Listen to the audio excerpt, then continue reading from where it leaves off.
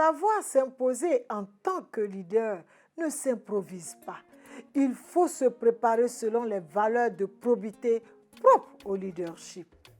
Bonjour à toutes, bonjour à tous. Après avoir présenté les différentes dimensions qui définissent le bon leader, nous allons faire une synthèse afin de vous permettre de mieux les intégrer et de nous contacter pour d'éventuelles préoccupations. Chère héroïne, les qualités du vrai leader sont indispensables pour arriver au succès.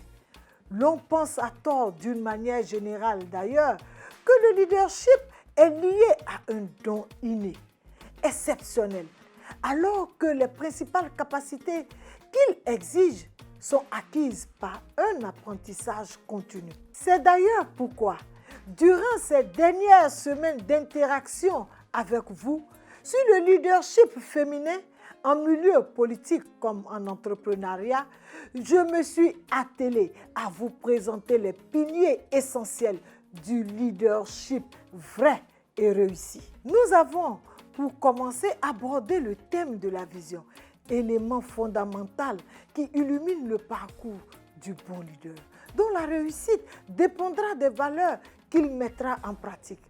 Souvenez-vous, la femme peut être leader par son entre-gens et non par son entrejambe. Aussi, cette vision lui permettra de diriger son équipe tout en usant habilement de la persuasion.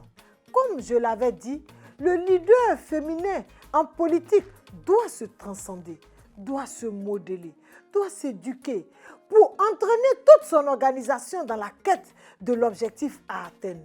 Pour cela, j'ai toujours œuvré pour être à la tête et non à la queue, pour être devant et non derrière, pour être en haut et jamais en bas. Le leader se doit également d'encourager et de soutenir ses membres pour renforcer leur dynamisme et de susciter en eux de la confiance. Par exemple, lorsqu'il m'arrive de faire face à des situations de baisse de rendement ou du moins de démotivation de mon équipe, politique ou professionnelle, je vais moi-même à leur contact pour les encourager et les soutenir. Cette proximité et accessibilité favorisent en eux une saine émulation qui impacte forcément sur leur rendement. Il est aussi important, en tant que leader, de faire progresser ses membres, de les apprécier et de les féliciter. À cet effet, j'ai dit dans l'une de mes déclarations que le leader doit savoir apprécier et féliciter le travail de ceux qui ont essayé et qui ont réussi.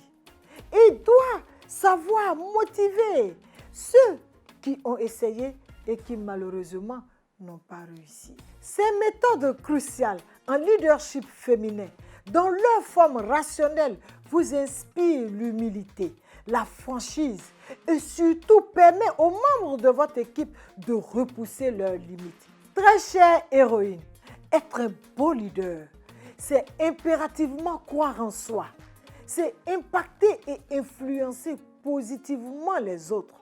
C'est la clé de voûte qui vous permettra d'exercer votre leadership féminin, mais sainement.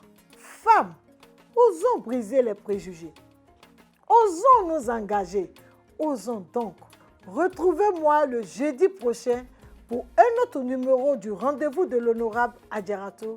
Merci et à bientôt.